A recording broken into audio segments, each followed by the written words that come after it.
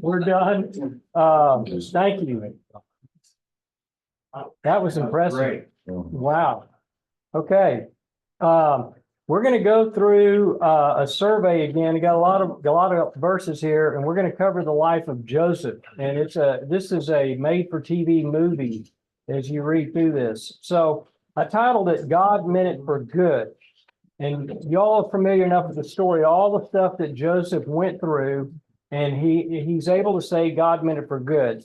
The verse that I want you to kind of keep in your mind is not on the page. It says, give thanks. This is God's command to us. Give thanks in all circumstances, for this is the will of God for you in Christ Jesus. So that means all circumstances, not like the thank you, I got the big real estate deal done. It's thank you, I'm going broke. I mean, it's give thanks in all circumstances. So keep that in mind as we go through this. So 1 Year Bible, week 4. Here we go. Verse that I use most of the weeks when we're doing the 1 Year Bible. God reminding Israel, I am God, there's no other. I am God, there is none like me, declaring the end from the beginning and from ancient times things not yet done, saying, my counsel shall stand, and I will accomplish all of my purpose. And as we read through the Old Testament in particular, is that God is sovereignly operating and completing his purpose in time and through people. Jeremiah, I know the plans I have for you, declares the Lord, plans for your welfare, not for evil, to give you a future and a hope. So as I mentioned last week when I used this verse, is that the tension is God knows the plan.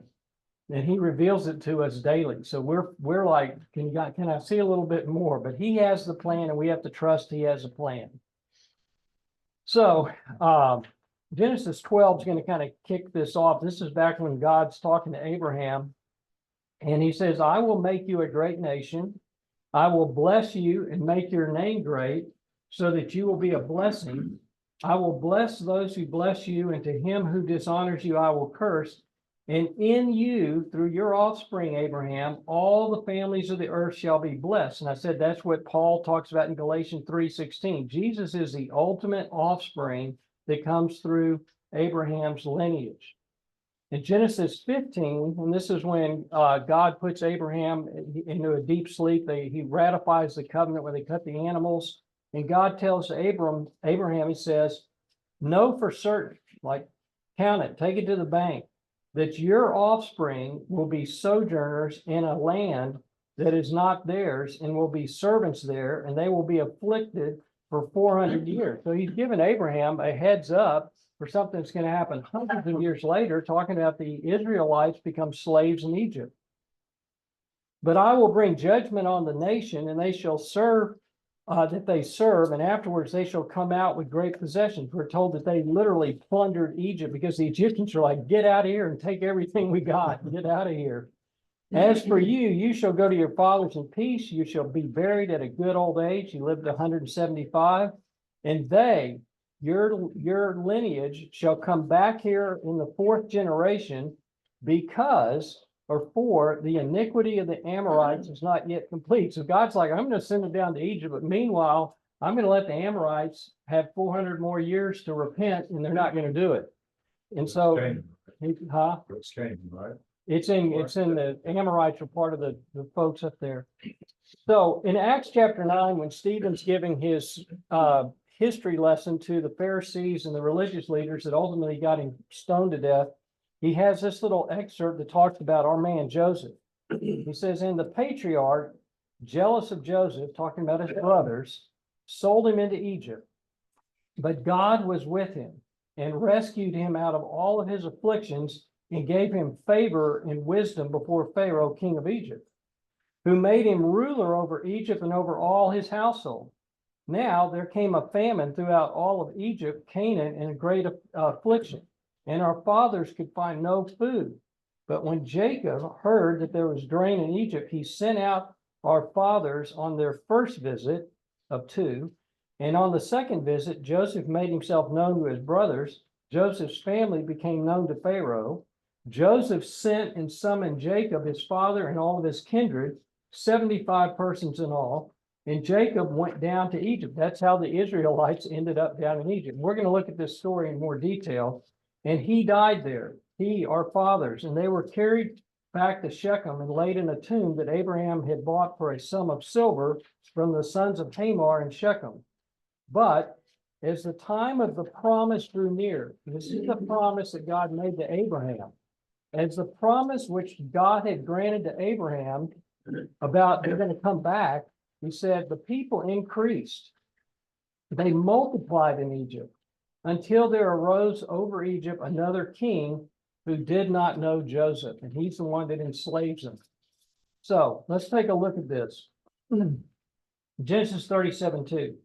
These are the generations of Jacob. And so this is when we get introduced to Joseph. And we're told right out of the gate, Joseph being 17 years old. So he's a 17-year-old kid. And there's some dysfunctionality going on in the family. So he's 17 years old and was pasturing the flock with his brothers. He was a boy with the sons of Bilhah and Zilpah. So it wasn't all of his brothers, but it was 4 of them, because these would be Gad, Asher, Dan, and Naphtali, his father's wives. And Joseph brought a bad report back to the father. So it's the youngest brother is out there, and he comes back to dad, and he rats out these boys. So they didn't like that. Then it gets worse. It says, now Israel, Jacob's name was changed to Israel. Israel loved Joseph more than any of the other of his sons. So he's got his favorite. If you all had a favorite kid, that was great, but you don't want to make them coats of many colors because you'll make everybody else mad. So he said, because he was his son of his old age, he made him a robe of many colors. When his brothers saw that their father loved him more than all of his brothers, they hated him, and they could not speak peacefully to him. So dysfunctionality, they're not getting along, gets worse. Now Joseph has a dream. Joseph is a dreamer. He has a dream, and he went to tell it to his brothers, and they hated him even more. And here's the content of the dream. Hear this dream that I have dreamed. Behold, you, all the brothers, we were binding sheaves in the field, and behold, my sheep arose and stood upright, and behold, your sheep gathered around it and bowed down to my sheep. His brothers said to him, are you indeed going to reign over us?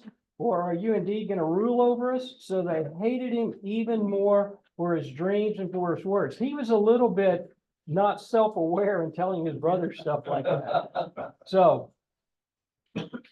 he has another dream, and he told it to his brothers and said, behold, I've dreamed another dream. You guys want to hear it? Behold, the sun, the moon, and the 11 stars were bowing down to me. Now you've got the whole universe involved in bowing down to me. But when he told it to his father and to his brothers, his father rebuked him and said to him, what is this dream that you have dreamed? Shall I and your mother and your brothers indeed come and bow ourselves down to the ground before you? And his brothers were jealous of him, but his father, Jacob, kept the saying in mind. Okay, so this tells you why they all hated him. Jacob loved him more than the others. He basically says, you're going to bow down to me. There's a lot of bowing down that happens later in the story, but it all happens the way that he dreamt it. So it says his brothers, and this is all of them this time, went to pasture their father's flock near Shechem. Shechem is the place where they were traveling, and when they got there, they stayed, and Dinah, his daughter, went out and got raped, and then that's where her brothers went out and slaughtered all the men in Shechem. So that was another story. So there's a lot of wild stuff happening here. Israel said to Joseph, are not your brothers pasturing the flock at Shechem? Come, I will send you to them. And he said to his dad, here I am. So he said, go now and see if it is well with your brothers, with the flock, and bring me word back. So it's another thing. Go do a recon for me and come back and tell me how everybody's doing, and how the brother's doing, and how my livestock's doing. So he went from the valley of Hebron and he came to Shechem. Now he shows up to Shechem, and it's just a big grassland, and he's just wandering around. It says, and then he happens to just run into this guy. And a man found him wandering in the field, and the man said, what are you seeking? Okay, this is just like God's sovereignty. So he just runs into this one dude in the middle of the field, And he says, I'm seeking my brothers. He said, tell me, please, where are they pasturing the flock? And the man said, well, they've gone away, for I heard them say, let's go to Dothan. He just runs into this one guy who overheard him say where were they going to go. So Joseph went after his brothers, and they found them at Dothan. So the brothers are all sitting around, and they look and they see Joseph coming because they can see this coat of many colors from a distance. So they saw him from afar, and before he came near to them, they conspired against him to kill him. They said to one another, here comes the dreamer. Come now, let us kill him and throw him into one of the pits. Then we will say that a fierce animal devoured him, and we will see what will become of his dreams.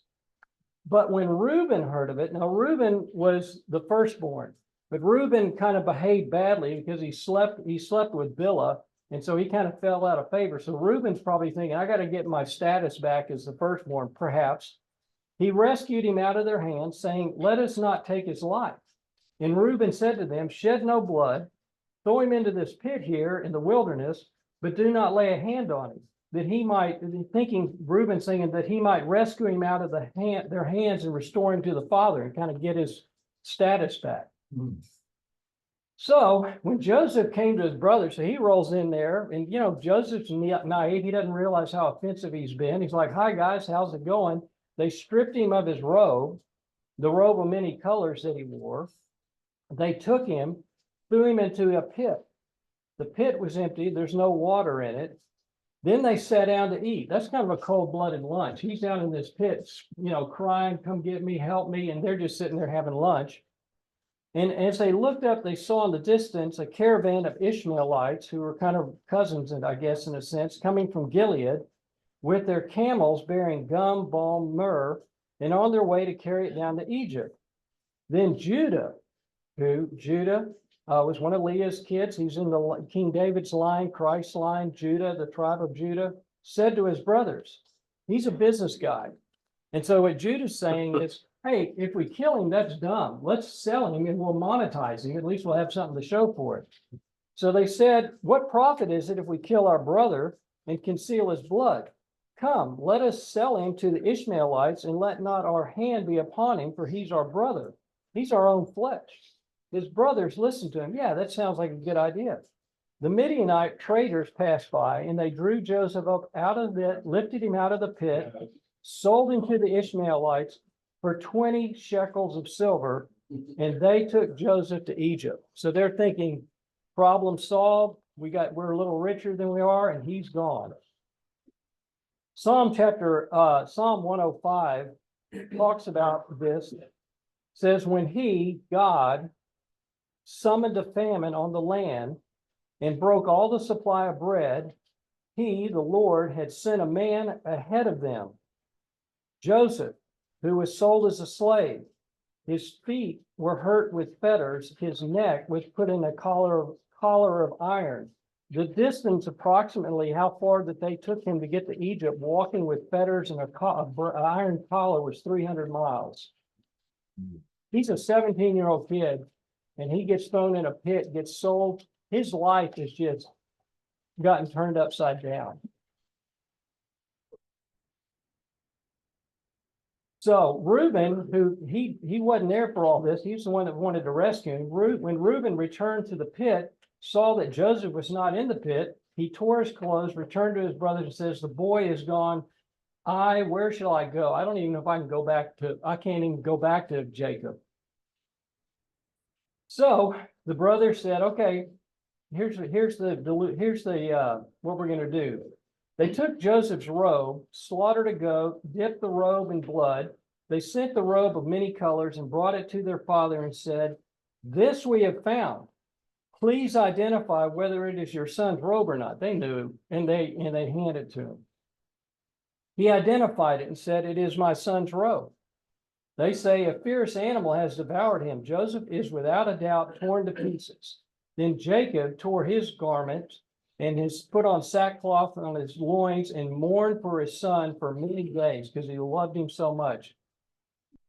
And then we go to verse 36, and it just says, meanwhile, it's like a change in you're watching a show. Meanwhile, back at the ranch, it said, meanwhile, the Midianites had sold him in Egypt to Potiphar, an officer of Pharaoh, the captain of the guard. And I underline that. This is not a major deal, but it's an interesting deal. So just remember, the guy that bought him was an officer of Pharaoh and captain of the guard. And then we're told the Lord was with Joseph. Now, if you're Joseph, you're going, yeah, I really feel like the Lord's with me. And so it says the Lord was with Joseph. And what we're going to see is this is over a period of about 13 years that Joseph goes through all of this stuff, and God slowly, and this is the way he sanctifies us, Joseph is very different at the end of this story than he was at the beginning. He became a successful man. How so? He was in the house of his Egyptian master. His master saw the Lord was with him, and that the Lord caused all that he did to succeed in his hands. So Joseph found favor in the sight of Potiphar, his owner, and attended him, and he made him overseer of his house and put him in charge of everything he had. Potiphar's like, this guy's a rock star. He's now my CEO. So he left all that he had in Joseph's charge, and because he had no concern about anything but the food he ate. Now Joseph, we're told, he was a handsome, strapping young 17-year-old in form and appearance. And after a time, his master's wife, Potiphar's wife, cast her eyes on Joseph, said, that's a good-looking kid. And she's only got one line. Lie with me. So this is like, lie with me. But he refused, and he said to his master's wife, behold, because of me, my master has no concern about anything in the house, and he has put everything that he has in my charge. He is not greater in this house than I am, nor has he kept back anything from me except you, because you are his wife. And then he's going to show you kind of his thought process. How then can I do this great wickedness and sin against God? And as she spoke to Joseph day after day, when he went into the house to do his work, he would not listen to her, to lie beside her or be with her. But one day, when he went into the house to do his work, none of the men of the house were there. She'd had everybody leave. She caught him by his garment, saying, this is her line, lie with me. But he left his garment, she's got a hold of it, he just runs out, and he fled and went out of the house. Let me make a little point here. Through archaeology, magic, and all this other stuff, what if I told you they found pictures of Potiphar's wife? Okay. Now, you're saying, man, he got up and ran out. What if I told you that Potiphar's wife was about a 300-pounder and she had open sores all over her body? And you said he ran away. You'd say, dang right he ran away. And here's the point I'm trying to make. Joseph's at a point so far where God was so much more beautiful than this person, he ran away. And so that's the ultimate protection that we have from sin, as we fall more in love with Jesus and less in love with that. It's a 300-pounder with swords. So that's what sin looks like. Keep going. Psalm 73, which illustrates one of my favorite verses in the Bible. The psalmist says, whom have I in heaven but you? There's nothing on earth that I desire besides you. If you could get to that point, you're free. There's nothing on earth I desire besides you. So here's the aftermath. As soon as she saw that he had left his garment in her hand and had fled out of the house, she's like, okay, I got to come up with a cover up.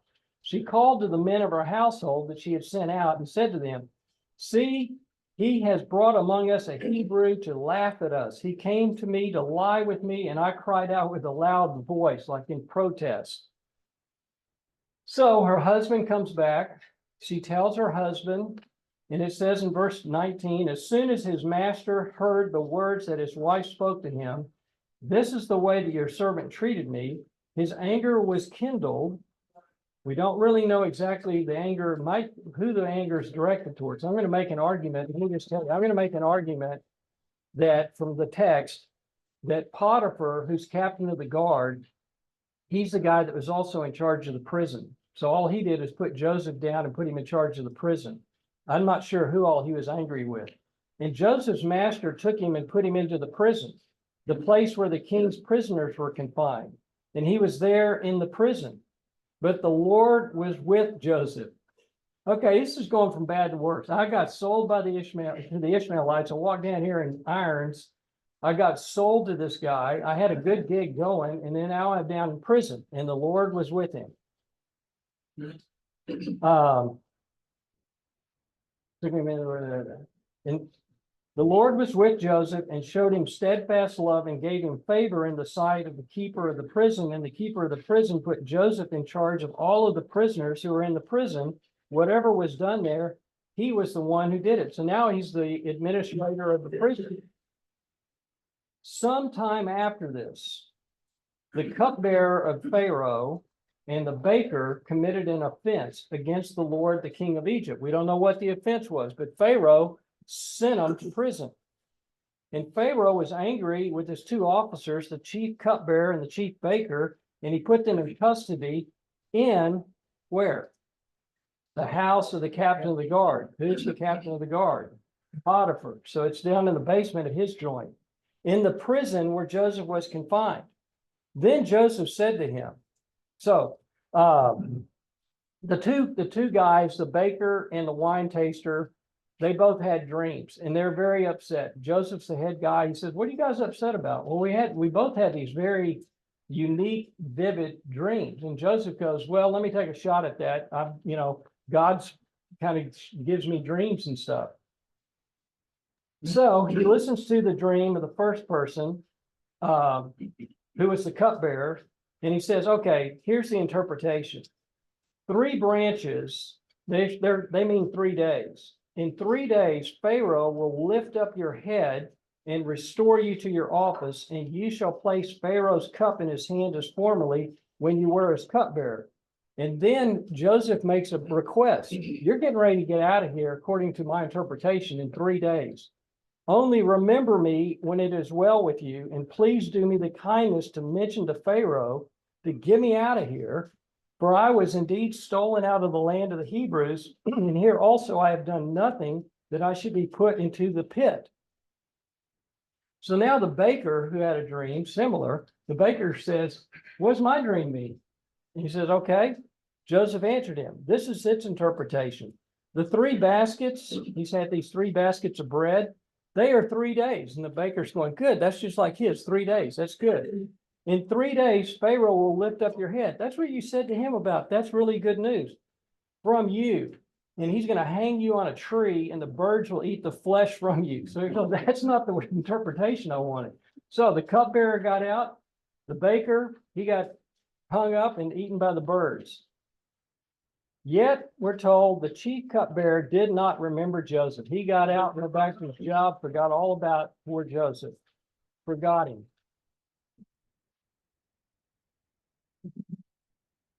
After 2 whole years, Pharaoh had a dream that he was standing by the Nile, and he had 2 dreams. He had these dreams about fat, plump cows that turned into skinny cows that ate the fat cows, and stalks that got blighted and destroyed. And so he has these 2 dreams. Pharaoh wakes up. He's all like, I don't know what to make of all that. The chief cupbearer said to Pharaoh, hey, I remember my offenses today when I was in hot water with you, Pharaoh. When Pharaoh was angry and his servant and put me and the chief baker in custody in the house of the captain of the guard. We dreamed on the same night, he and I, each having a dream with its own interpretation. And I now remember there was this young Hebrew was there with us, a servant of the captain of the guard. When we told him, he interpreted our dreams to us, giving an interpretation to each man according to his dream. And as he interpreted to us, so it came about. I was restored to my office. The baker was hanged. So he's first person testimony. He's saying, this guy's pretty good at this dream thing. Maybe you ought to give him a shot. So Pharaoh goes, go get the Hebrew guy. So they get him out. They shave him, clean him all up so he'd be presentable to Pharaoh. He goes there. Pharaoh tells him his dream, and he says, Pharaoh, here's what's getting ready to happen. God has revealed to me. Here's what he says. Pharaoh said to Joseph, I have had a dream. There's no one who can interpret it. I heard it said of you that when you hear a dream, you can interpret it. And Joseph says to Pharaoh, no, it's not me. God will give Pharaoh a favorable answer. He's saying, I'm just the vessel. God's the one that comes up with all this. So he basically tells what y'all are familiar with. There's going to be 7 great years. The economy is going to be booming and bustling, followed by 7 years of a severe famine. Pharaoh, hearing that, proceeded to appoint, this is what Joseph's recommended. So now he's interpreted the dream, and now he's advising Pharaoh what to do right out of prison. Let Pharaoh proceed to appoint overseers over the land, take 1/5 of the produce of the land of Egypt during the 7 plentiful years. Let them gather all the food of these good years that are coming and store up grain under the authority of Pharaoh for food in the cities. Let them keep it.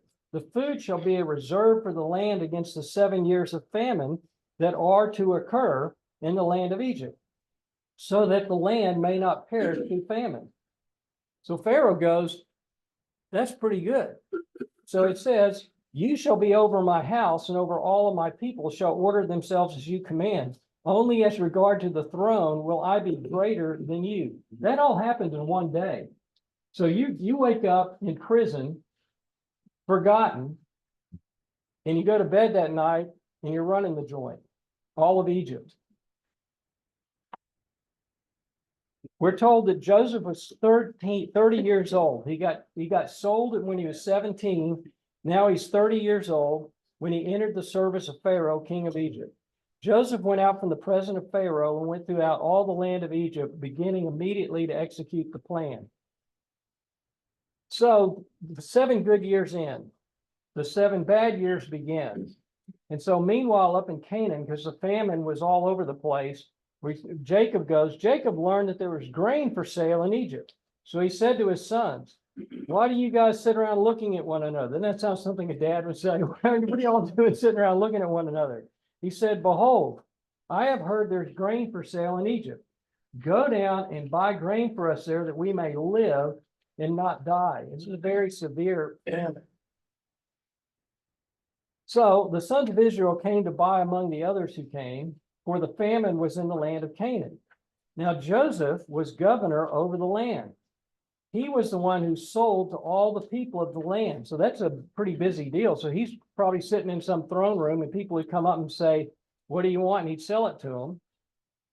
And it says Joseph's brothers came, and notice what they did. They bowed themselves before him with their faces on the ground. They had no idea that this was Joseph, but they're like, we better bow down in front of this guy. And and so when that happened, Joseph's like, wow, that goes back to that dream. We're told in verse 8, Joseph recognized his brothers, but they did not recognize him. And I can kind of understand that. He was 17, now he's 30.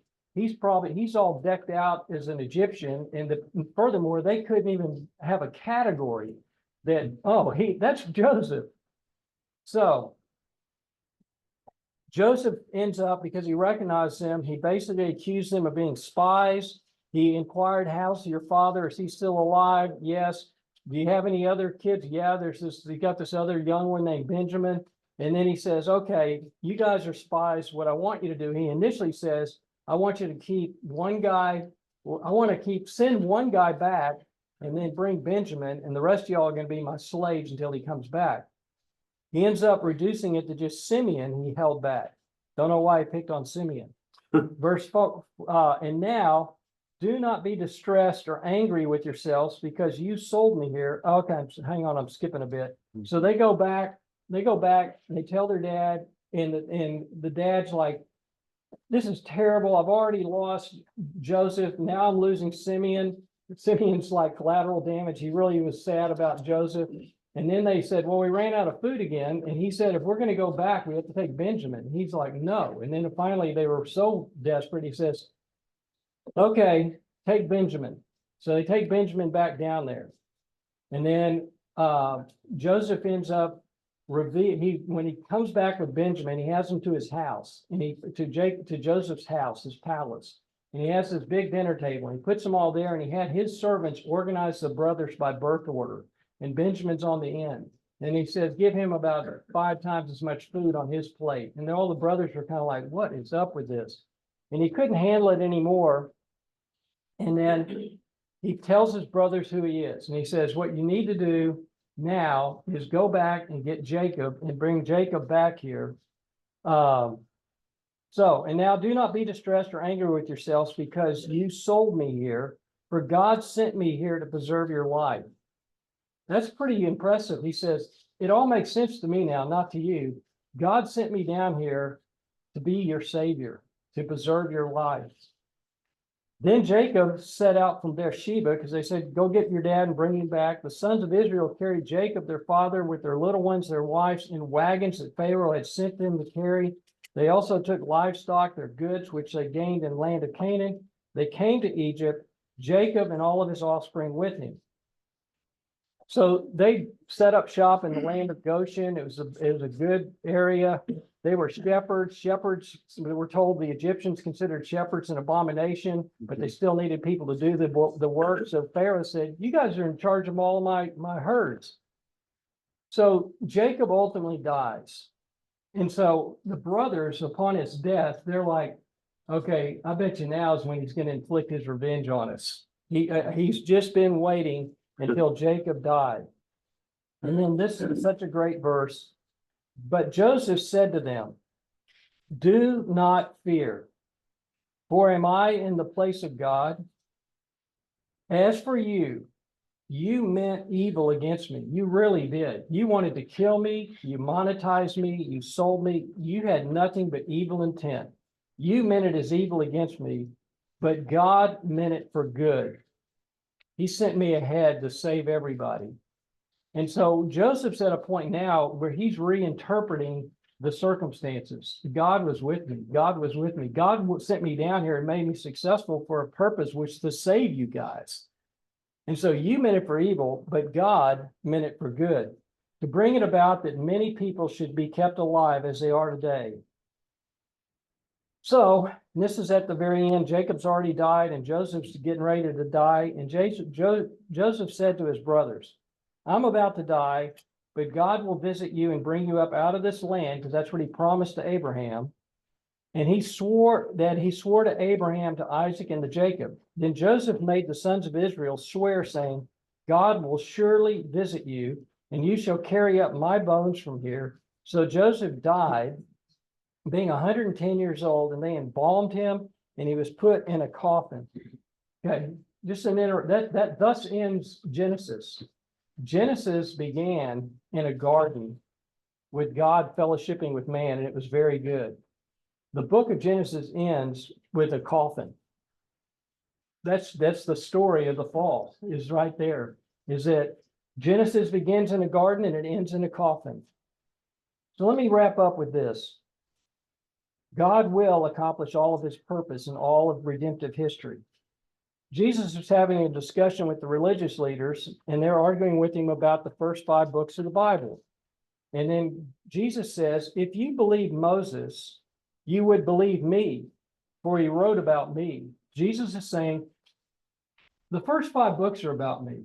And as Michael did a great job, the whole Bible's about me. And so Jesus saying, all of the Bible, those are really historical events that really happened, but I can actually take historical events and use them to foreshadow a bigger event. So here we go. The Father's beloved Son, betrayed by his brothers for silver, falsely accused, after suffering, he's elevated to be the ruler, and he forgives his brothers. Matthew 3:17, and behold, a voice from heaven said, this is my beloved Son, with whom I'm well pleased. John 1:11, he came to his own, and his own people did not receive him. And Judas Iscariot, one of his disciples, betrayed him. What will you give me if I deliver him over to you? They paid him 30 pieces of silver. The Son of Man must suffer many things and be rejected by the elders, the chief priests and scribes, and be killed, and on the third day be raised again. And Jesus says from the cross, Father, forgive them, for they know not what they do. That was a lot of real estate today, guys. Anyway, we got any prayer requests, questions, anything? David, Yes. y'all may recall, we've been periodically praying for Mary Mark, who was paralyzed, in an accident from the neck down. And has been in Houston at a rehabilitation, center and has some setbacks and some progress. And she is now, she arrived yesterday, she is at home, back here in Dallas, just down the block from us. So my prayer request would be that everything that needs to be done, and there's a lot that needs to be done in the future, happens in accordance with God's will, and that she's protected, and God won't have to do much on this one, but for her to know she's loved by many people. Yeah. So her husband's name Alex, and so y'all be praying for them because that's she's paralyzed from the neck down, got some little bit of feeling, but breathing on her own, that was a praise. It's remarkable. They thought she was gonna have to be on a ventilator all the time. She's crossed that bridge. She's good to go there. But she's paralyzed. Yeah. And a life-changing event for her and for her family. So anyway, that's my prayer. Yeah. Okay. One other one. Yeah. Greg Lafitte is having a back procedure today. He's been through a lot. I won't go into detail the last year or so, but his prayer for this procedure obviously is for it to get to work. But he had one of his past issues was an eye deal, so he's got to be on his stomach and can possibly affect this happening again. So that was his prayer that Okay. obviously the procedure works, but that the vision is not interrupted. Go back to where it was. Okay. Okay, let me pray for us.